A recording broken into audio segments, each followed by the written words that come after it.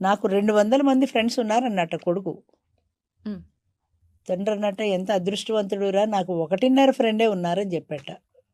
1.5 అదేంటి? అదే మరి ఆ, 1.5 ఫ్రెండే ఉన్నారు నాకు, నీకు 200 మంది ఉన్నారు, ఎంత అదృష్టం అంటే.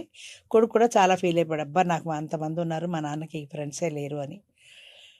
సరే అప్పుడు తండ్రి అన్నట్ట, అయితే నేను ఒక పని చేస్తాను, నేను చెప్పినట్టు నువ్వు చెయ్యి, ఒక పందిని చంపేసి ఆ, మూట కట్టేసి ఆ, ఆ మూట తీసుకుని నీ ఫ్రెండ్ ఇంటికి వెళ్ళు. ఓకే. ఫ్రెండ్ ఇంటికి వెళ్ళి, నేను ఒక మనిషిని హత్య చేశాను, ఆ, ఇదిగో మూటలో పట్టుకొచ్చాను, తిరుగుతున్నాను, పోలీసులు నా వెంట పడుతున్నారు, నాకు ఆశ్రయం ఇయ్యి అని అడుగు నీ ఫ్రెండ్ అని అన్నాడు.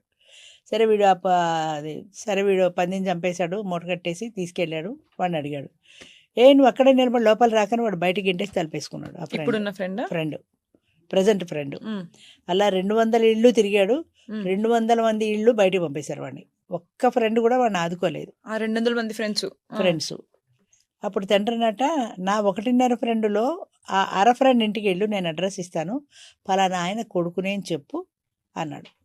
సరే వీడు అర ఫ్రెండ్ ఇంటికి వెళ్ళి, నేను పలానా ఆయన కొడుకునండి అంటే, ఓ నువ్వు నా ఫ్రెండ్ కొడుకు, రా రా రా కూర్చో అన్నాడు ఆయన. సరే కూర్చున్న తర్వాత వీడికి కథ ఏదో చెప్పాడు, నేను ఇలా మనిషిని చంపేశాను, ఒక అమ్మాయిని ప్రేమించాను, అమ్మాయి బిడ్డని ప్రసవించింది, ఆ బిడ్డని నేను చంపేశాను, పోలీసులు నా వెంట పడుతున్నారు అని. అయ్యో అవునా అని ఆయన వెంటనే ఏం చేశాడంటే, నువ్వు ఆ బిడ్డని ఇక్కడ వదిలేసేయి, నువ్వు మామూలుగా విడి మనిషి వెళ్ళిపో, నీకేం భయం లేదు అన్నాడు. సరే ఆ మూటని ఇక్కడ వదిలేశాడు. వాడు ఫ్రీ అయిపోయాడు కదా మూట వదిలేయడంతో, వాడు వెళ్ళిపోయాడు. అప్పుడు తండ్రి అన్నాడు, ఇప్పుడు నా 1వ ఫ్రెండ్ ఉన్నాడు కదా 1.5లో, ఆ ఫ్రెండ్ ఇంటికి వెళ్ళి చెప్పి ఈ సంగతి అన్నాడు. సరే వాడు అక్కడికి వెళ్ళి, నేను ఫలానా రామారావు గారు అబ్బాయినండి, నేను ఇలాగ ఒక బిడ్డని చంపేశాను, అర ఫ్రెండ్ ఇంటికి వెళ్ళి అర ఫ్రెండ్ ఇంట్లో మూట కట్టి పెట్టాను, నన్ను మా నాన్న మీ ఇంటికి వెళ్ళమన్నాడు, మీ దగ్గరికి వచ్చాను, ఇప్పుడు నేను ఏం చేయాలి అన్నాడు.